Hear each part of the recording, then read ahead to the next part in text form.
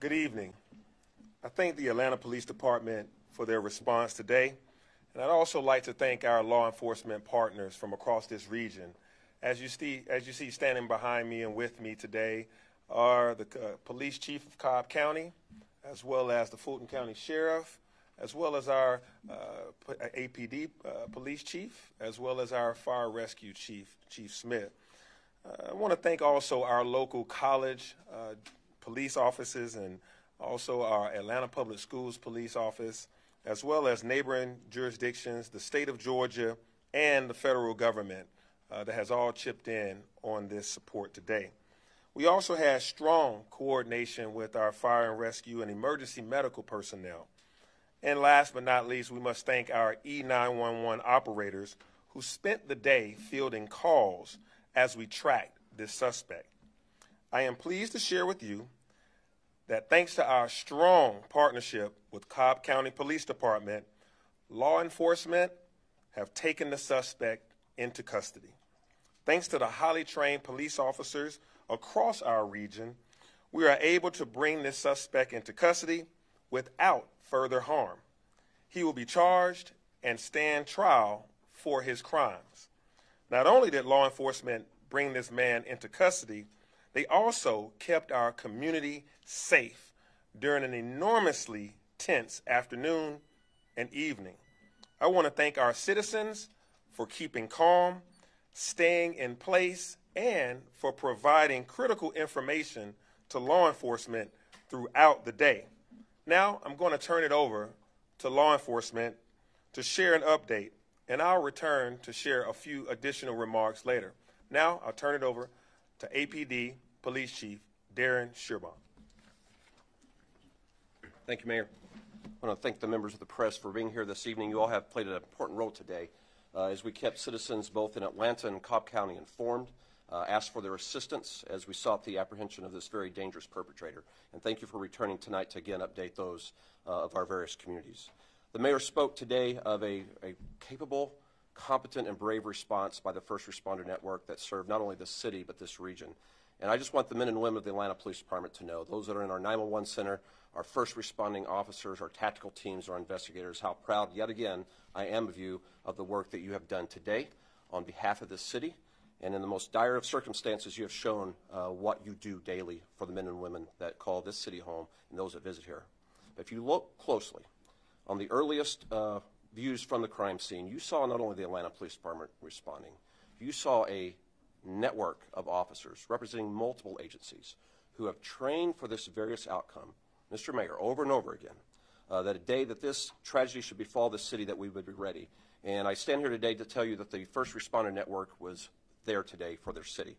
The Sheriff of Fulton County, Sheriff Labatt, the Georgia State Patrol, the MARTA Police Department, Georgia Tech Police Department, Georgia State University, marshals, they were all on scene quickly, executing their active shooter protocol to stop this situation. And then very shortly we were joined by the GBI, the FBI, the Secret Service, as well as United States Marshal Service as we sought to bring this person into custody. And that investigation soon showed us that this perpetrator had left the city and remained a threat elsewhere. And Sheriff Van Hooser, I just want you to know that we are a grateful city tonight for your partnership and the efforts of your law enforcement agency to take this individual into custody. And then this morning we celebrated the bravery of Atlanta Fire Rescue, not far from here as for their annual commemoration of Firefighters Day.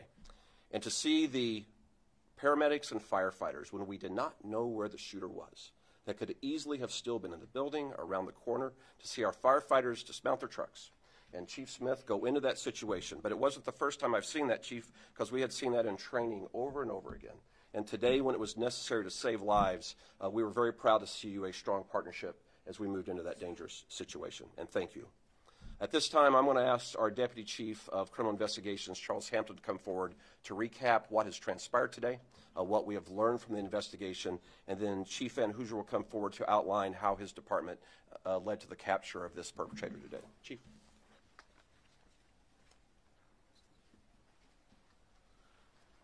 Good evening. What we do know, we know that shortly before noon, the subject entered into 1110 West Peachtree Street and went to a medical center inside the building. It was shortly thereafter that he shot our first victim, and then the first 911 call came after that. He spent about maybe 2 minutes inside the building where he then exited on foot.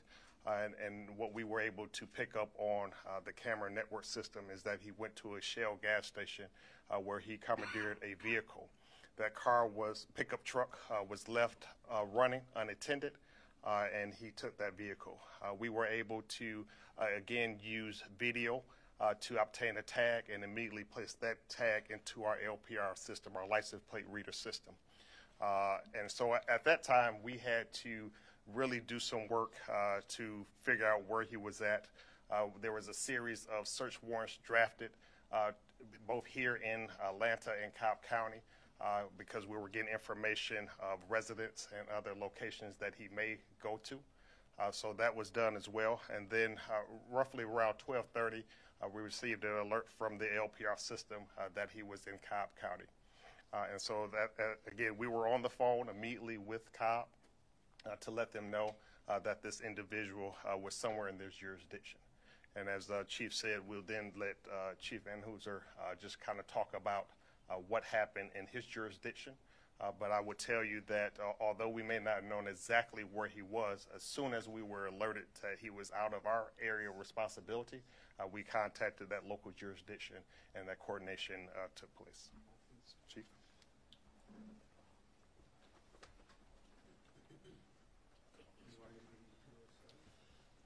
Good evening. My name is Stuart Van Hooser. I'm the police chief in Cobb County, just north of Atlanta.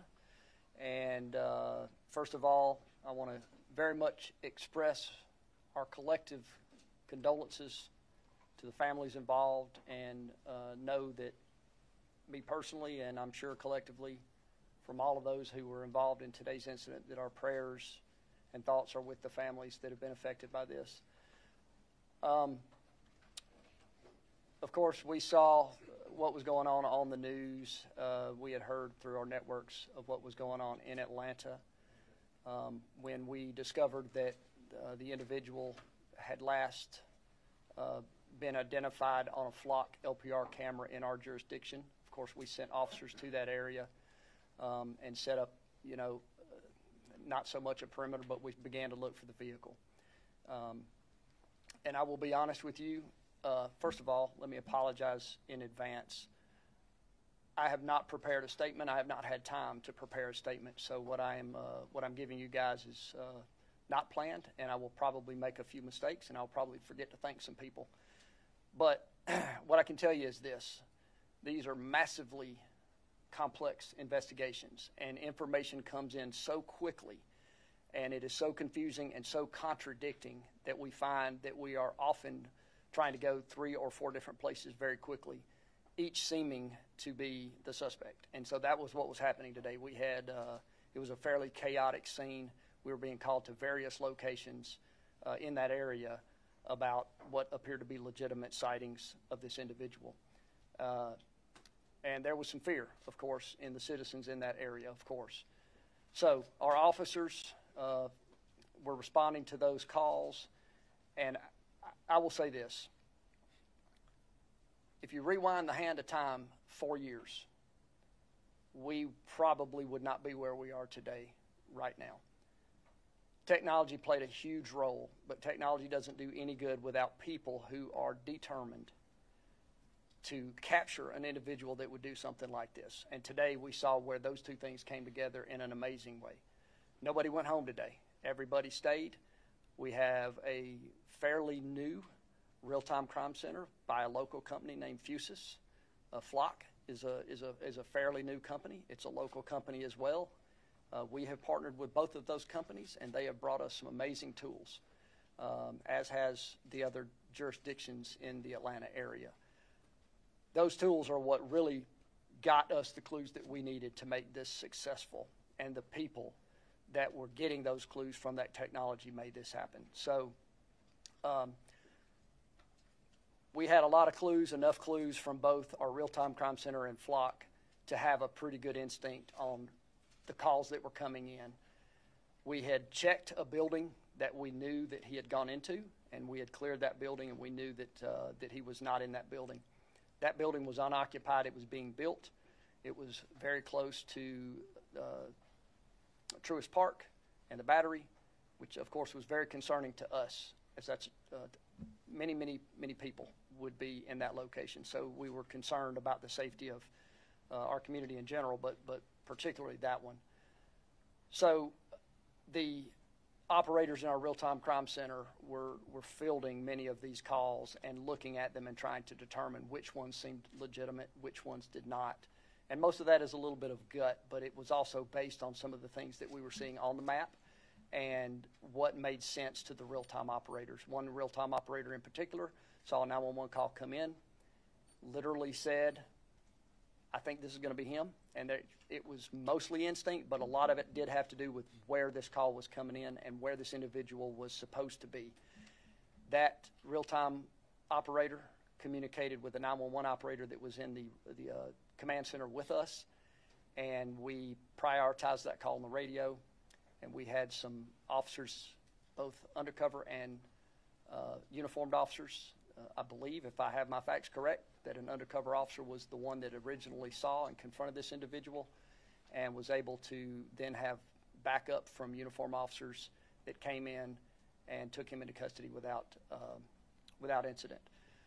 I would forget, and I will forget, some of the people and organizations to thank, but I can reiterate what Mayor Dickens and Chief Shearbaum said, and there's no reason to really go back into all of it, but I can tell you that it does not work without a cooperative community, a community that backs up the police, that allows the police to take risks and try to take violent people into custody. We have a very, very supportive community in Cobb County, a very supportive elected official group, and very supportive leadership, and that's very, very important for us.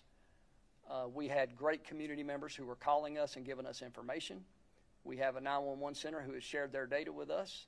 We have a DOT that gave us information and access to cameras that we did not have previously, and those cameras proved extremely helpful today.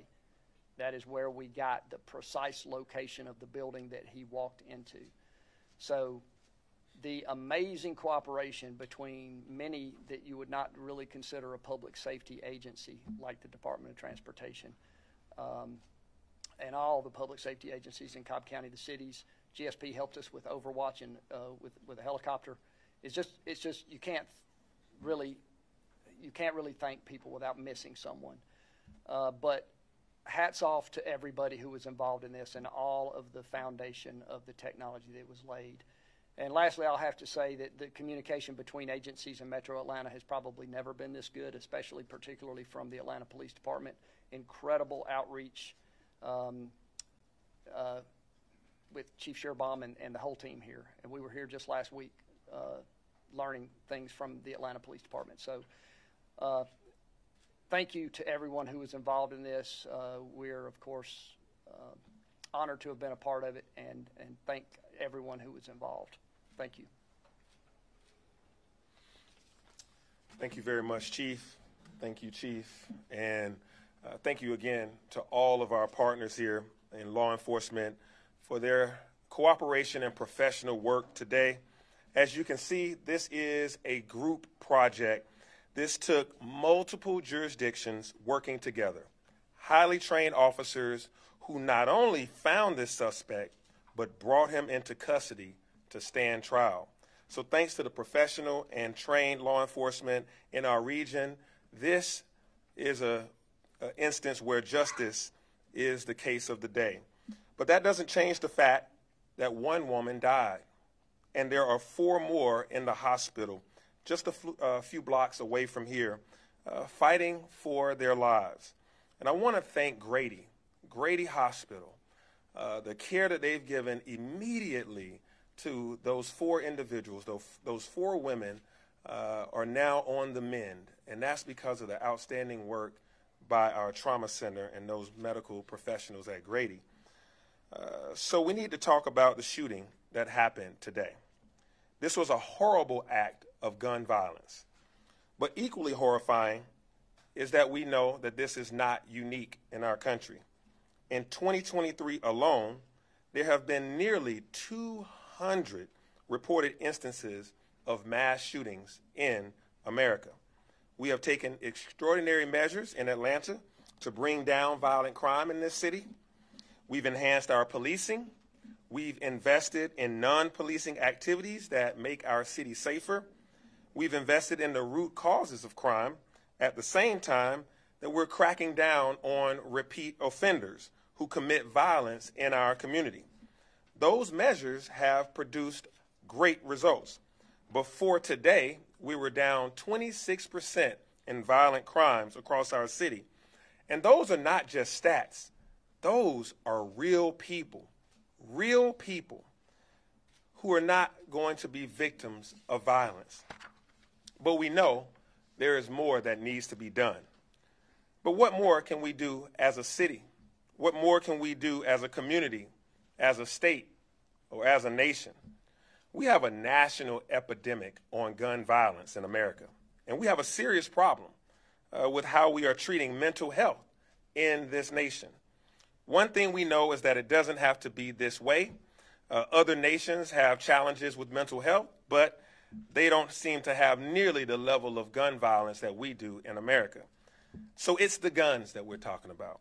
We live in a state and in a nation where people have easy and wide access to firearms that are used to kill other fellow Americans. We need immediate action that meets the urgency of this crisis. We need universal background checks, and we need to close the gun purchase loopholes. We need better red flag laws that allow judges to remove guns from people who pose risks. We need to do everything we can to ensure that folks who shouldn't have guns can't get them. There's a lot of talk about Second Amendment rights. We need more actions about the rights of our citizens to go about their lives, to be able to go to a doctor's office, to a supermarket, to a gas station, or to their school without the threat of being gunned down. We all need to do our part to stop these horrific acts from happening again and again. So you will be hearing more from me on this. But today, we are grateful for the women and men who brought this to a close, the team of people that back up the team of people that you see standing here. And our prayers are with the victims and with the families that were injured or killed today. With that, I am happy to take your questions. Mayor Dickens, there has been an extraordinary decrease in the homicide rate in Atlanta. But events like this, particularly when there's lots of national media attention, cause people to think that crime in Atlanta is increasing. How do you address that sort of perceptual mismatch? Yeah, thank you for that, for clearly stating that violent crime is down in Atlanta. Homicides are down 40-something% up until this very moment. I don't know what the stat is now after today, but violent crime is down in Atlanta. And so the perception may be, because of this mass shooting, that crime is all over the place. But the truth of the matter is it's down. And so reality is reality. The numbers show that it's down, but we still can't rest on that. We have to do policing activities, more police training, more police patrolling, but we also have to do non-policing activities like making sure people have good jobs, making sure that individuals, our youth, have youth opportunities, after-school programs, summer employment, making sure that we invest in our young people, but also do anti-violence training, de-escalation training, helping people to resolve conflicts, and to get rid of the gang leaders, illegal guns, as well as illegal drug sales. And so all of that is a part of our ongoing collaboration with the City of Atlanta, APD, as well as our federal partners, our state and local partners, Georgia State Patrol, as well as our Fulton County Sheriff, Cobb County, as well as our DA. So all of us are working together on those things to fight gangs, guns, and drugs, but also those things that are just related to making sure people are healthy and have opportunities. Mayor Dickens, just one quick question. I know that there's been members of your city SWAT team that have been proactive and gone out to some of these businesses and helped train employees. But in light of the world we're living in now, is there any talk among yourself, city leaders, about possibly trying to form a partnership with the Atlanta business community and your police department to work on drills and things like that? Because obviously this is the world we're living in. Yeah, we unfortunately, just like we have fire drills and tornado drills, active shooting drills are becoming a necessity. As a matter of fact, and Chief Van Housen can talk about this, I think there was an active shooter training drill going on near Battery Park by a business in that area today as we were closing in on this suspect together. So it is very important that businesses take this serious. My cabinet, our leadership, we've had active shooter training of what to do, how to get out of the situation, and how to maintain a level head in the instance. And this also requires us to have professional training so that when police officers and firefighters encounter an active shooting situation, that it's not the first time they are being prepared on that. And so that's why we have to make sure that we have adequate training. And our adequate training includes during cadet school, but also ongoing training that these officers and personnel have over and over annually to make sure that they're prepared for instances such as this or instances such as what you saw last week at a gas station on Moreland and Memorial, or on and on and on across this nation. I know this is an ongoing investigation, but do we know there's been reports that the suspect was suffering some type of mental health episode? Have you guys been able to confirm that? And also, do we know if the firearm he was using was obtained legally, or Chief Hampton, you want to talk to that? Again, as you know, most of my statements is all that is still under an investigation. We won't talk about any mental health that the subject may or may not have. We have the firearm, and we will be running any checks on that to see if it was stolen, if it was legally purchased. So we have it. What the weapon was? I will not. It was I will say it was a handgun. So there's a lot of unknowns right now in terms of the suspect, what you can release, but a lot of people want to know why he was there. If you guys have learned any information about why he was there, possible motives, if he was familiar with any of the victims, what have you learned about the suspect since getting him in custody? okay. What I will share, we know that he had an appointment at the facility. And again, why he did what he did, all that is still under an investigation. And just remember, again, we have families. First time that they are hearing some of this stuff is right now. And so we want to be respectful of them and what they're going through. And then we also still have a trial that we have to put forth. So a lot of that information we won't release at this time. But we do know that he was there for an appointment. Any update on the victims?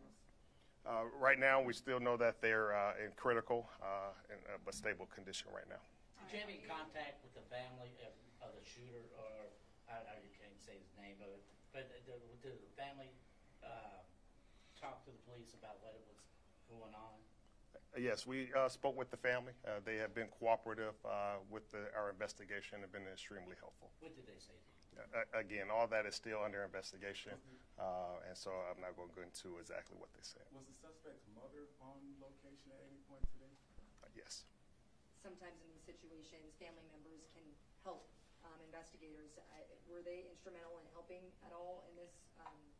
Extremely. Again, they provided key information to help us further our investigation and again, to lead in a successful conclusion. Could they help you with how he received the gun, or how they got the gun?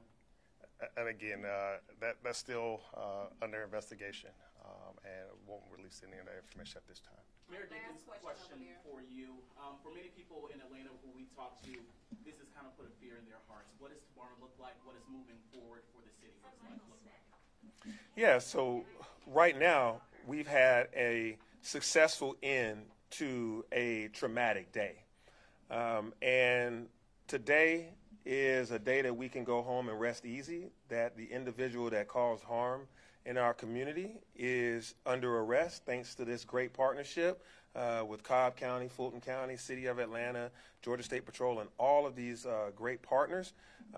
So I hope that the city, the region, rests easy that he's in custody, but I also hope that we stay vigilant to continue to look at a future where individuals that shouldn't have a gun in possession won't have one, and also that individuals will be brought to justice, and also that we deal with these things that are mental health or easy access to guns. And so tonight, I hope that we rest easier knowing that he is in custody, and this all happened all in one day, from being around noon, and then before the sun was set, he was in handcuffs with Cobb County, and he'll be brought to Fulton County to stand trial. And he's alive to be able to stand trial, and that shows the professionalism and the great training of all law enforcement in this region.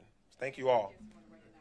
Oh, yeah, good. Yes, Madam DA is here, who will be the one that will make sure that this individual stands trial in accordance with the statutes of our laws. Thank you, Madam DA, for being here. Did you want to make any comments?